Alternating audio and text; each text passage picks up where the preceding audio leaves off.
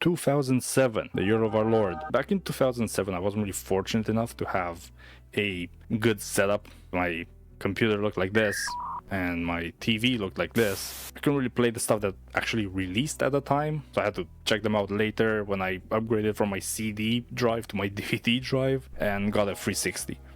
That was kind of like the moment where I actually delved into those kinds of games. But until then, I was lucky if I could play Spider-Man 2. And yeah, I'm talking about that Spider-Man 2. Also check the video that I made on Spider-Man 2 for PC, it's actually really good. I'm gonna go through some of the games that I think are notable in that year, and some that I actually think are worth mentioning. I'm not gonna go too much into detail because otherwise I'm just gonna stay here forever talking about video games, even though the video is basically that and the whole channel. So here's the unofficial 2007 Hall of Fame for games and stuff. I placed them into categories because I can. Let's get started. Games that are so big that you already heard about. We're starting strong with this one. Ubisoft's cash cow. Kinda sad thinking about it. Don't get me wrong, the game is dope, and the series up to... Personally, I think Assassin's Creed Origins was the last good one, but I think realistically a lot of people stopped at Black Flag. That was the last good one. The series used to be mysterious and epic. It had world building, it had interesting characters, but nowadays it's the yearly Call of Duty release. It's the only difference is that it's not yearly anymore, and now we basically lost the entire idea of a Creed and an Assassin. Ubisoft is putting ass in Assassin. I don't really have faith in the new one, the Shadows one. Too much stuff going around it, and it looks clunky compared to other stuff that's similar to that. Yeah. All of this could have been avoided! Fuck Ubisoft.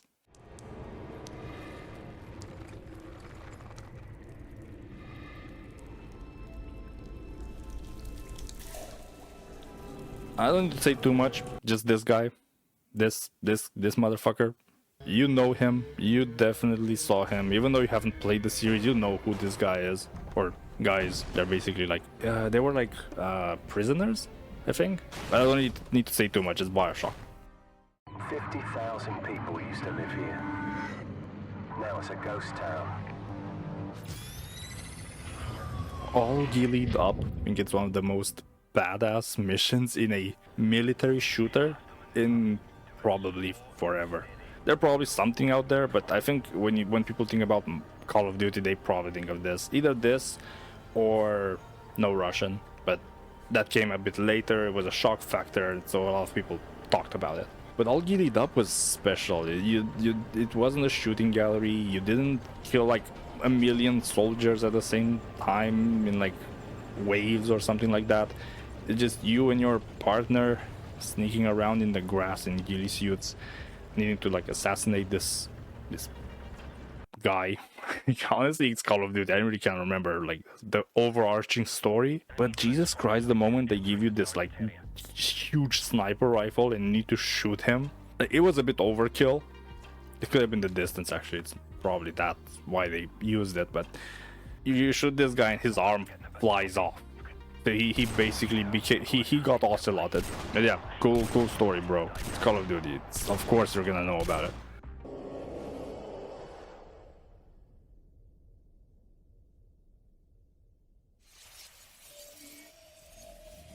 Maximum dig.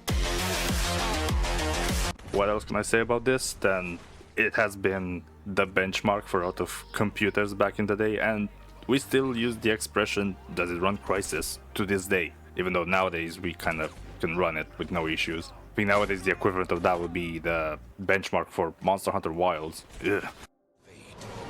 Your soul will never find peace for what you have become. I am what the gods have made me.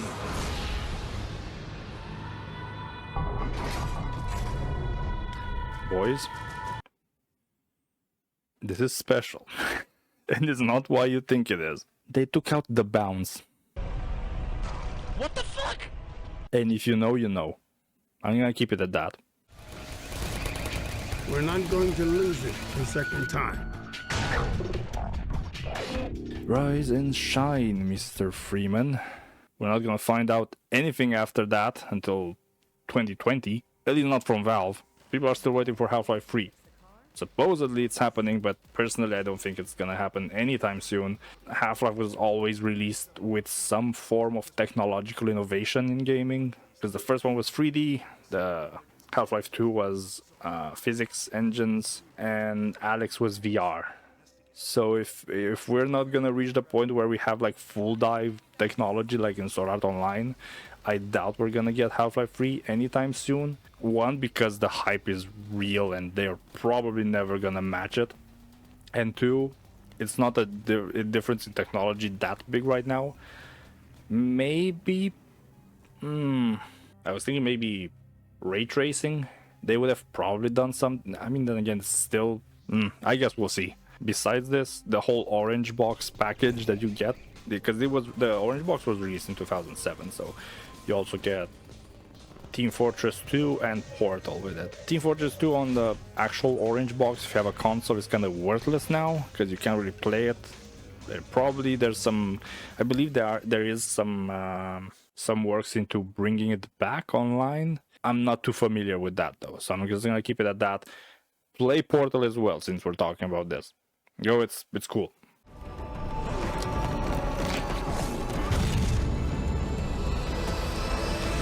The only thing I want to bring with Halo 3, the gravity hammer, especially the combo with the grenade, when a car or a vehicle comes towards you.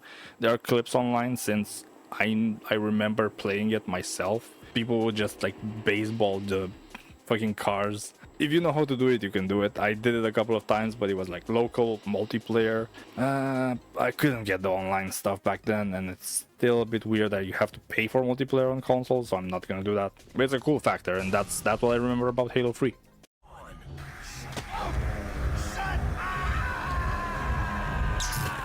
This product is not yet rated. People didn't want you to play this, and Germany still doesn't want you to play this. Other than that, it's Rockstar and it's violent. What else do you want?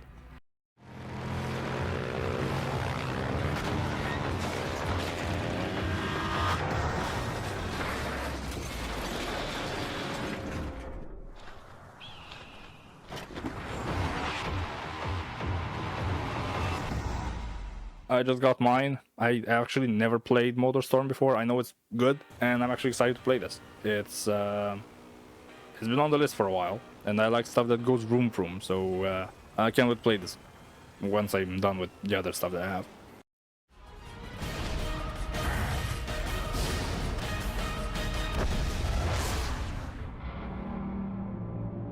Mass Effect, it's still on my list to do, because I only played the first Mass Effect and I haven't finished it. The only thing that I remember about the aliens look fuckable, and they are. And the whole rover scanning things on planets that you use to scan Uranus. Unleash the darkness within. Spider-Man 3 the game. This is the second mention of Spider-Man 3 in this video, and honestly, what else can I showcase about it except... Help! Please! Someone! I'm going to die!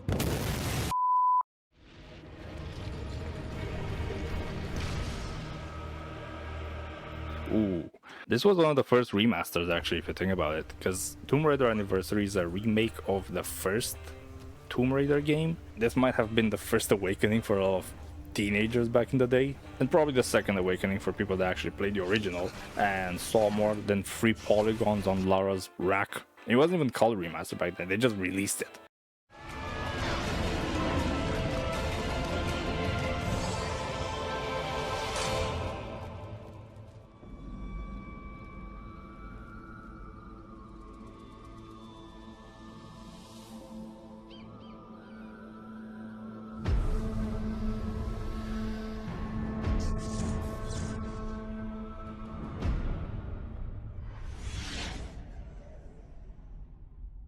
Clunky as hell, but it garnered an audience, and it followed up with 2 other games that were really well praised and got rewards and stuff like that. Now we'll have to see what happens next, because I'm not really confident in the gaming industry nowadays, and especially now since I know that the developers that made Witcher 3 actually left and started their own studio, and they're working on this like weird vampire game, and it looks cool as fuck. It's dope, and I think that personally, I think I'm more excited about that one. But anyway, Witcher, play it on PC if you want it. It's clunky, but get some mods onto it, some quality of life mods, and you're probably good to go. It's still a good game, it's a good story, and I think every time I started it again, I got further and further into the story, so I'm probably gonna finish it eventually.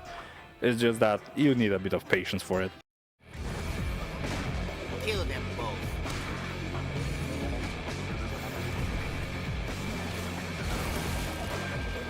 I assure you, El Dorado is worth more than you can possibly imagine.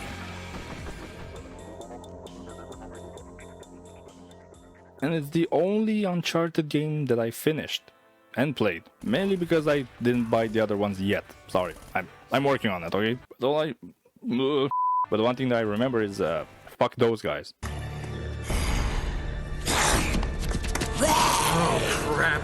Okay, the second category is games that you probably heard about, but you haven't maybe played it yourself, or at least you heard about the IP before. And we're starting off.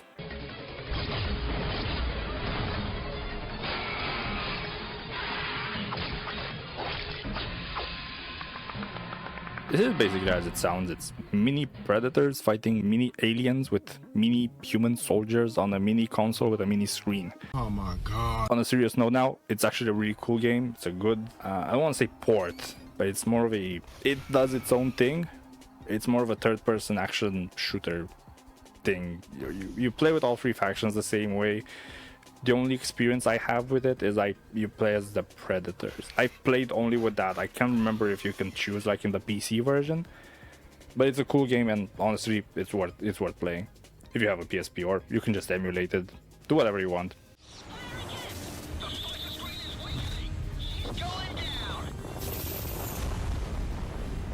All right, so I have a story with this one. So this is my copy of Blazing Angels 2. It's all in fine. It's actually in English in the back, so that's one thing good about it. But it's fucking full of lies. So I want the person that did this I want his balls to drop like marbles. I don't understand why people do this. I understand that if I would have understood if the disc was like not this one, or like only the disc was not this one, and like the manual is the same. But who the fuck replaces the manual and the disc in a completely different box? I understand that it was confusing. I played it first and I was like, why is the subtitle different from the box? Initially I thought it was more of a regional thing. You know how some games have a different name in certain regions. I was like, it's probably that, until I reached like sixth mission, something in the desert. I couldn't pass it, and I wanted to look up a playthrough to see how people passed it, because I couldn't understand it at all. And then I realized that, oh wait, what title am I searching for? And then it clicked that I was playing the first game, not the second one. So now I need to hunt down another 2 copies of this motherfucker, because obviously I can't find only the cover and just replace it. And also have the first, I need to get the second game because I don't have it, because I have one in the box. Okay, this pissed me off. I have footage of me playing it. It's still fun, but I hate the fact that someone probably went out of their way to do this. But yeah, fuck you if you did this. If you recognize this copy, not like you could, but yeah, fuck you. This was so fucking dumb. Who would do this? Anyway.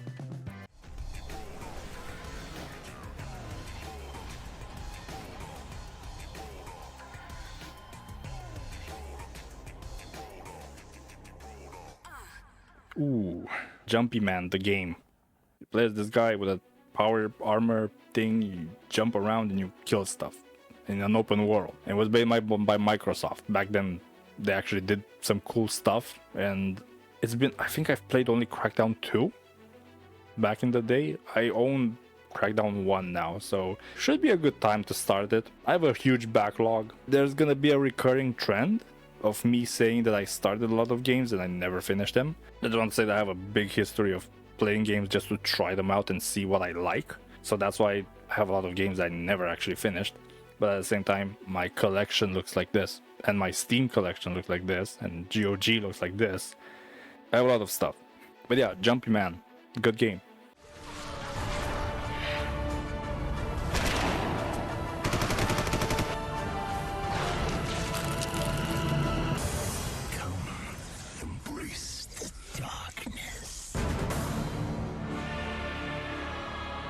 This is pretty much just Mafia Venom. You play as this emo dude with his tentacles, using your tentacles to grab enemies and throw them around and stuff.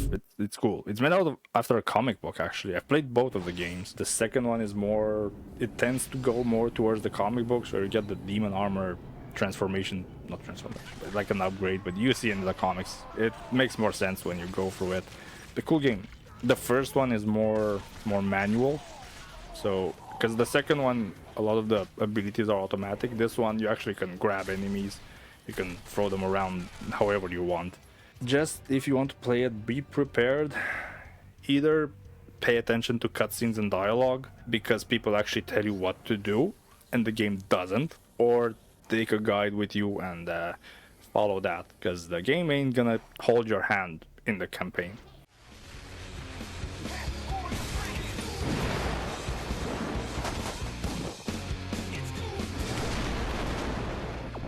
This is probably one of the coolest introductions for someone that never played tactical shooters into the genre. And I know it's a bit more normie compared to stuff like Arma or even Operation Flashpoint, but this was cool. I wasn't used to this style of game beforehand, after which I started playing around with more stuff, and now I'm a bit more comfortable with the genre. But back then, having control over more than your own character, having your squad go around and flank while you go from behind and do your own little like tactical maneuvers, it's actually pretty cool.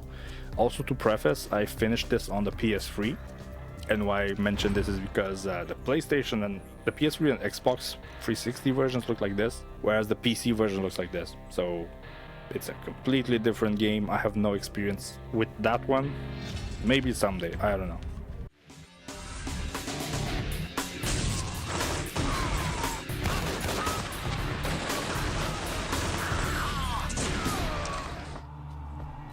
Why do I need to bring this game up again?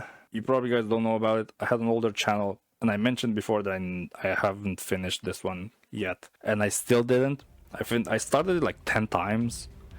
It's a cool game. You play as this dude with demon fiery powers. You fight against like the Pope and his religion of people using ice abilities, and you kind of learn to use both. It's a generic action thing. The idea is cool.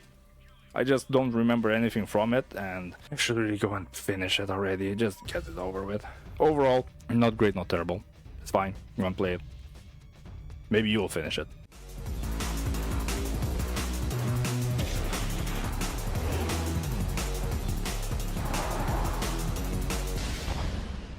This is something special. I'm gonna say why. Pink slips. Now you probably know what that means. You probably play Need for Speed, Most Wanted, most likely. No game has done pink slips like this one, because contrary to other games, you actually lose your fucking car. And not in a story, oh, this happens and you get your ass blown off by with your expensive car and they take your car away and you get arrested and stuff. No, I'm not talking about that. I'm talking about you go in a competition, you challenge a motherfucker because you like his car, and you say, okay, I want a pink slip race, and you lose. And you lose your car. So you have your own most wanted moment, your own mini story that you create in your mind, where you need to buy another car, race other people, get some money going, upgrade that car, even like go through multiple cars, and then you need to race again with the same guy that uses your car now. So I swear to God, EA, actually no one in today's gaming industry has the balls to do something like this. Oh, the player is too precious now. You can't have them lose at something. Oh, fuck yourself. This is cool. Why don't more people do something like this?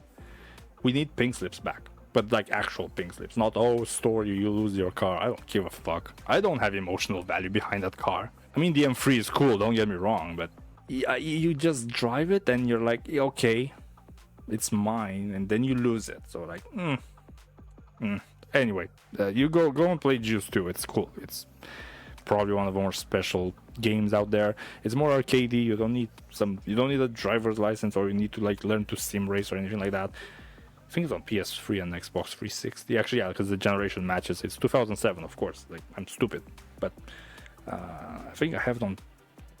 I have Juice 1 on PC. I really can't remember. They're like mixed around in my head. Like, have it on multiple consoles. I don't know. I must kill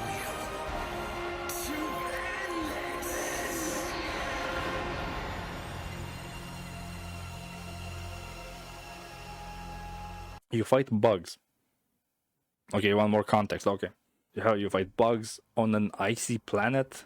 You play as this group of actually you play with this one guy, but it's a group of space pirates, and the bugs have heated blood that's used to power all electricity, including this Omnitrix doohickey on your hand called the Harmonizer, which helps you survive in the weather and regenerate your health and your injuries and stuff. It's a cool plot. There are some corporate people that want to terraform the planet and take it over and stuff because the Earth is fucked, which it might happen sooner than we expect, but hopefully not with the big bugs. But it's a cool game, cool story, at least for back in the den. I think it's the best story of the whole series, because Lost Planet 2 doesn't really have a story, it's more of an arcade experience for co-op. And the third game, I tried it like twice, and like unfortunately I couldn't finish it. It just got boring after a while.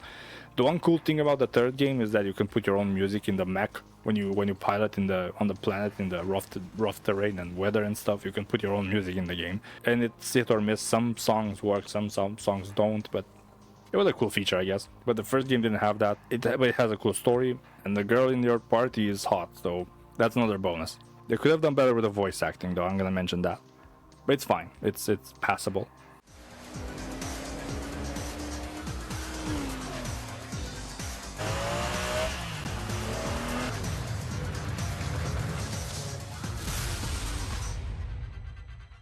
Actually, I have this one. This is probably the most straightforward racing game that I've ever played. It's a simcade, so it's neither simulation completely, but it's neither arcade Need for Speed style. You have to take care of the way you handle your car, otherwise you're just gonna wreck yourself. But it's very straightforward in the sense that you only have you play a season, and the season goes through multiple months up to a year. It resets. You do the same things again, and you keep unlocking stuff in between. Just do that repeatedly until you unlock all the cars and become the first in the world, because it has this leaderboard that shows you how far you are from being the best. You get fans for doing drifts and stuff. It's cool. It's cool stuff. With all that said, prepare it to not be easy. It can be very frustrating considering the realistic physics. And yeah, I'm talking to you, the Nürburgring map on snow, driving a 50s race car with bicycle wheels. I don't think I finished. No, I actually didn't finish that challenge yet. It's really challenging. It's a cool challenge, but it's really hard. It's a time attack. You don't even have opponents. Too many shooters. You don't have opponents to race against. It's just you and the time and the snow on Nürburgring. So go nuts, but not too much. But it's a cool experience. Go play it. It's cool. I have the second game in the series as well, and I think I have 3. I'm not sure. And actually, I never played them. I only played this one. This is good.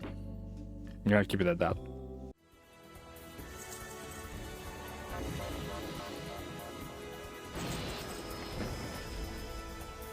You are victorious. All right, just hear me out. I don't know what the guys that created this game were smoking, but I want them to do more of this stuff. It's probably there's some more stuff like that somewhere for other consoles, but I needed a game to play when I went home once with my PSP and I found this. I have a soft spot for Bejeweled and like that kind of match-free puzzle games. I never thought I'd see the light of day where someone would create a not JRPG, but an RPG in that mechanic where colors mean different types of mana and you use skills and you damage your opponents by matching stuff. Oh, and to preface, I don't play Candy Crush, fuck that game, but this I fuck with. Again, I don't know who thought of this, but I like it. I never struggled in the tutorial that much in a game like this until I met this game. it takes a bit of time to understand how the skills work and how the mana system works. You kind of need to be, it's not like you match stuff and then you make points and that's it. Matching different colors gives you different types of mana, and if you have certain numbers of each, you can use skills and you can damage the opponent directly. Also, it's in turns, so it's turn based. You do one move. If you match more than four and more, you get to do your turn again, and you keep repeating that. And as much as you do it, you can stun your opponent and stuff like that. But once you're done, your opponent does his move, and you so back and so forth. And you basically kill each other with puzzles. I don't know how to describe it. Go and check it out yourself. You can't explain this without seeing it first.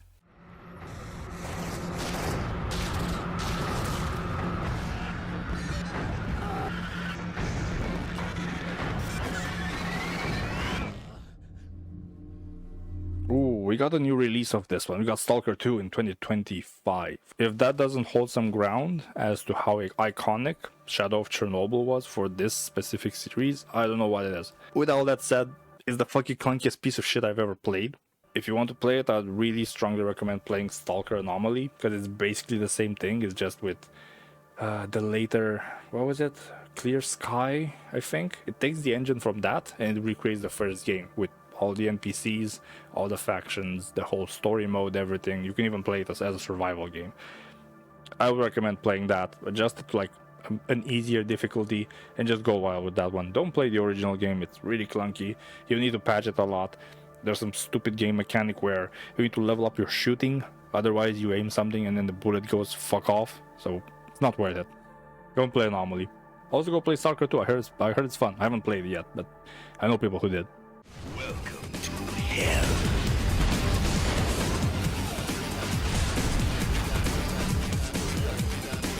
I'm just getting started. Alright, this is actually good shit. So this is a sequel to a movie from 1994? 5? It's 1992. Okay, I was close. It's a movie called Hard Boiled by John Woo. Really classic Chinese action movie. Cops. I'm describing Rush Hour right now. Yeah, no, it's not. You play as this guy called Inspector Tequila. I can't remember the story too much, but you can do the coolest shit imaginable. I think the next best thing would be Max Payne and something like Total Overdose or something like that. But come on, you won't see Max Payne pull off this kind of stunts.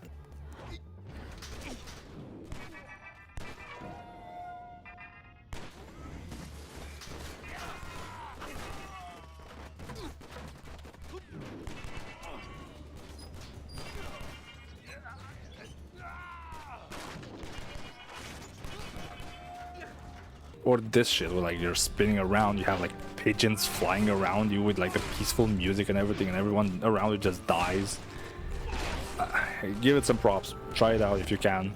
Good game. I beat, to the record, I beat this one. This is a good movie, a good game. You know it's a good when I finished it. I'm not saying that the other ones aren't, but okay, I'm gonna shut up. Okay, third category is you probably have someone in your life who knows about these games, aka weebs, aka me. Yeah, I'm probably that guy.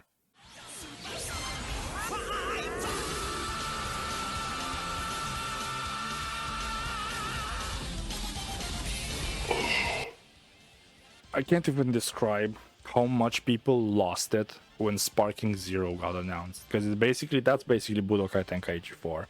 I haven't played it yet, but I think it's still subpar compared to 3. In what other Dragon Ball Z game you can play as Aurelie and Devilman? Honestly, the next thing that I would have thought it would be in the game is like the fucking farmer from episode 1 of Dragon Ball Z, where that Raditz takes him out. But at this point, anyone besides that is playable. And it's fucking nuts. The gameplay is solid. It's a bit dated now. You need to kind of learn how to play it. I don't know if Sparking Zero plays the same way. I think they kind of modernized the controls based on the modern ones like Xenoverse. I only played Budokai Tenkaichi 3. I've played Budokai 3, which should not be confused because it's a completely different game, completely different mechanics, and Tenkaichi 3 gave you so much fan service. If you had teams that were compatible, because you have team modes, you can like pick multiple characters. If, for example, you have Goku and Vegeta, you can fuse together either with Potara or with the fusion dance. You have content from the original Dragon Ball up to GT, because back then Super wasn't the thing. You have the movies, you have the Broly movie, you have Cooler, you have Lord Slugs, you have all this put into one single game, and it just works. Who's laughing now? I'm happy to see Sparking Zero doing good and keeping that tradition alive of it just giving you shit to play with, but nothing can replace this one. Go and play it, it's cool.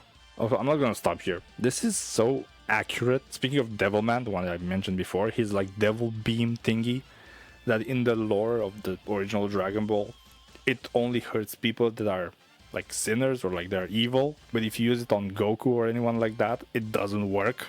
Motherfucker, games don't do this anymore. This is how special this shit is. But anyway, it's not the last Dragon Ball game I'm not gonna talk about. This is the little cousin.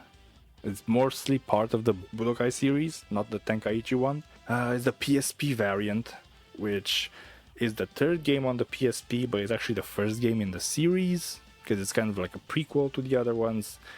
It's complicated, but you don't need to know all that crap. Just play this one, and then from there you can search it on Google or something, I don't know. Continuing with me talking about Dragon Ball Z, I need to stop. In another road, you play the Buu Saga, but in future Trunks' timeline. Because in this version, before Super came in and retconned a lot of cool stuff that we had before and replaced them with some other cool stuff, but they kind of fucked everything over. They kind of funked my boy Trunks to a certain extent, but then again, he was not really that important in the main show either. He killed Frieza once, so I guess that's a thing. But basically, after he went back to his future, he defeated Cell and 17 and 18 and helped to recreate and rebuild his future. And now the events of the Buu Saga that happened in the main universe are starting in his universe. So this time, instead of Gohan going Super Saiyan 2 in the tournament and the fucking, what was it, like Spopovich? Yeah, Spopovich. He went in and he took his energy and he revived Buu with it. And this one is future Trunks doing that. So it's a kind of a cool what if scenario. Later on in the game, you go into the afterlife, you meet future Gohan, you meet Bardock. There are a lot of cool characters in this game. It's a cool story. Go and play it. It's cool. It doesn't compare to Tenkaichi 2, but it's an original story that you can play around with, and it's fascinating to look into it. Mainline Goku meets the future timeline Goku that died from the hardwire. It's pretty cool. It's cool. I'm gonna shut up now.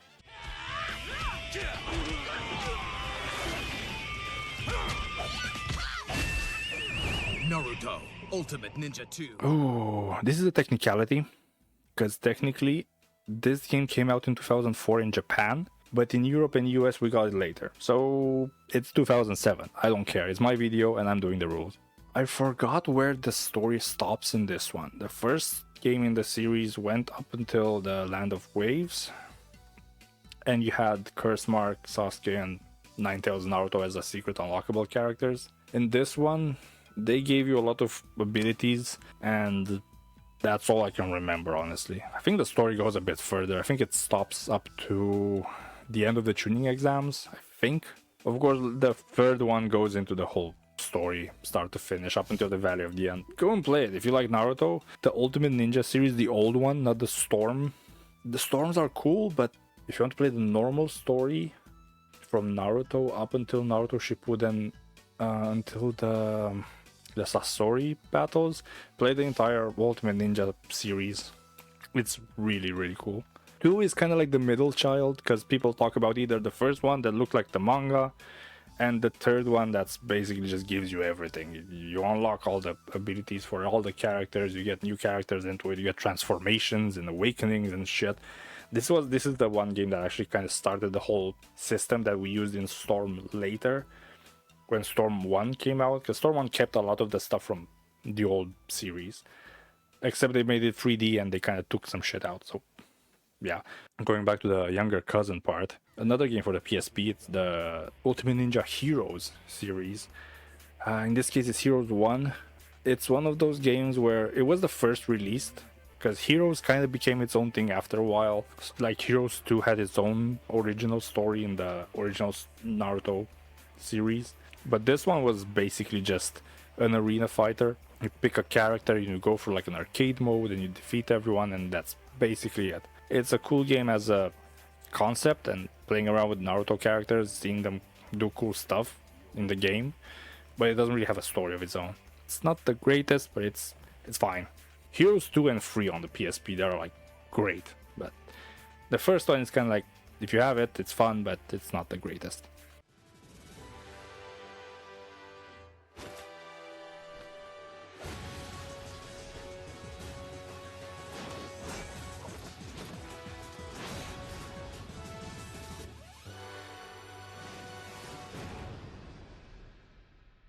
Ooh, we're getting into the niche style.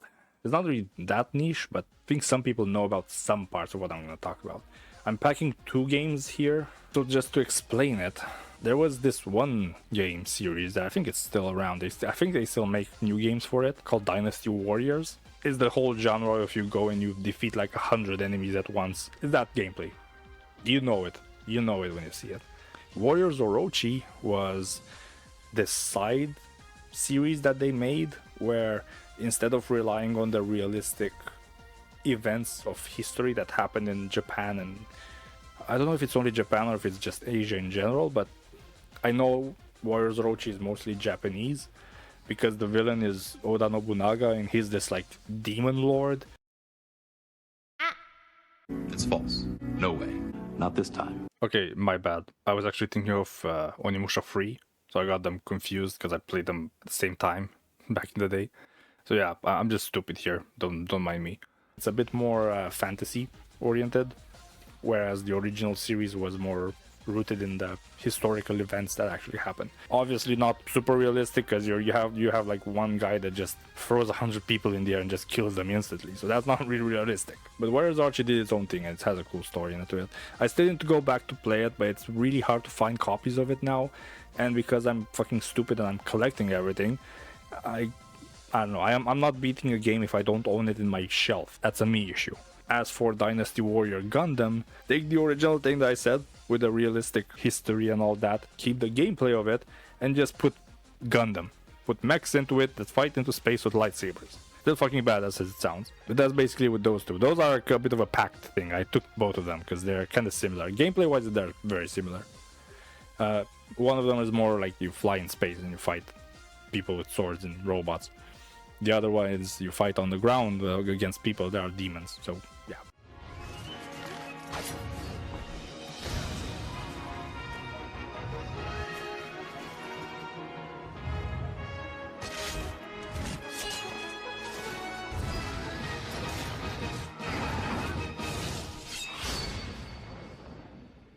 Please stop me because I'm gonna nerd out about this game a lot. You guys that play Monster Hunter World or you started with Monster Hunter 4 and World and what else was it?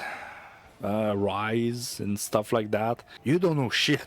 Sorry to insult anyone, but this is a series that it's old. Okay, not that old, not like archaic Atari stuff, but some of those series that started on the PS2 and they just went Christopher Columbus and just went on all the fucking platforms. It started on PS2, it went on PSP for like another 3 games. It went to Japan with one of them that we probably, from what I remember, we never got a translation on it.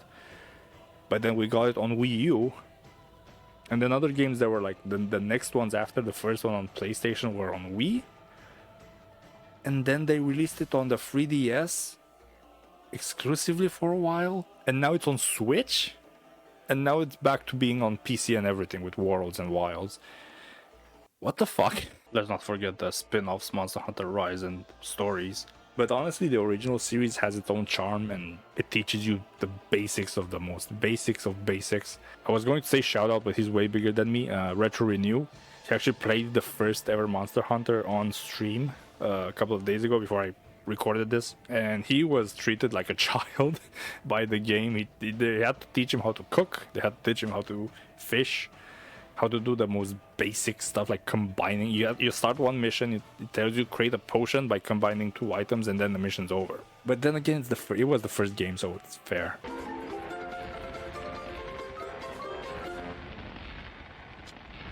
Dude, I pressed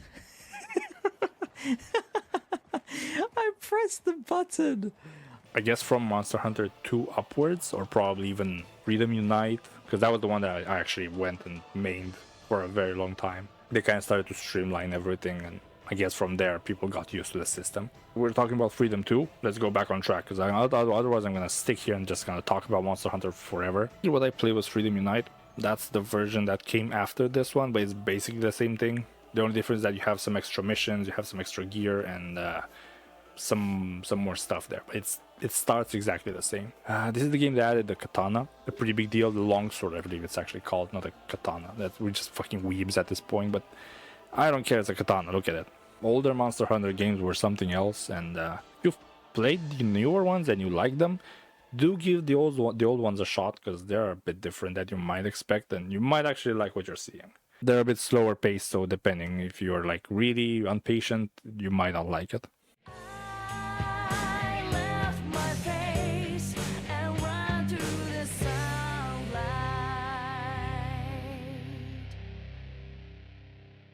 I need to really hold myself again.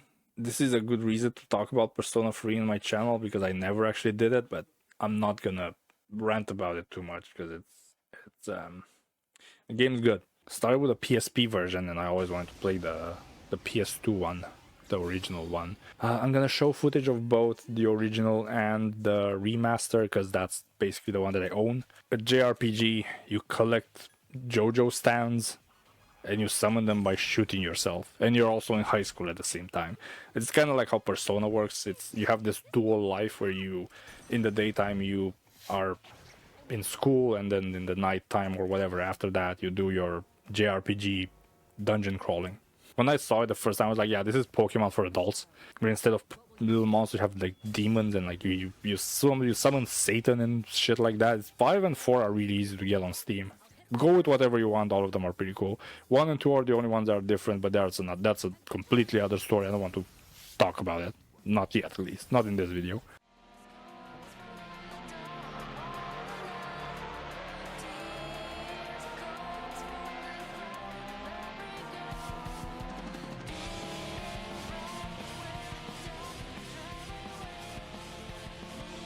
Okay, this is another super uber technicality, because technically we got it earlier, because we in Europe got it in, I can't remember, 2006. Japan had it since 2005, and the US got it since 2007. So technically it's a 2007 game, but we had it for like a couple of years. Tokyo Extreme Racer, specifically Drift 2. This is basically an excuse to just talk about TXR. They released a new game on Steam now from the mainline series, which is Tokyo Extreme Racer, otherwise called as not Kaido Battle. Kaido Battle, I believe, is this one. Shutoku Battle was the old one, the mainline series where you race on highways. Whereas this one is more of the Toge Initial D, Need for Speed Carbon Canyon style races, where you need to turn. Reliant Robin. Just go play TXR. Try the Drift one, because it's very different, but also try the mainline series. I wasn't really into it with the whole highway racing. I wasn't that much of a fan, but I got the new game and I was like, oh, I get it now. I get it now. Okay. It was just an excuse to bring up TXR, but I'm glad I did. It's a cool game.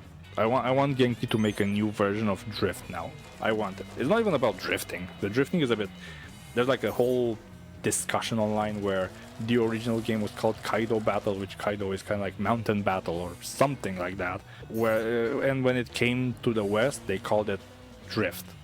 And drifting is like one event in like other 5 or 6 that you can do. And you don't even do it that often. It's more like either rally or heads-on battle in like Toge mountains and stuff. You don't even need to drift that much. So the name is a bit fake news. Okay, I really don't know how to call this category, so I'm just gonna be really brief with it, and I'm not gonna go too much into detail, because to be completely fair, I don't really know what the hell is happening with these games, but I wanted to bring them up. I added these ones here just for the heck of it. I think it just showcased the amount of licensed games that were made back then.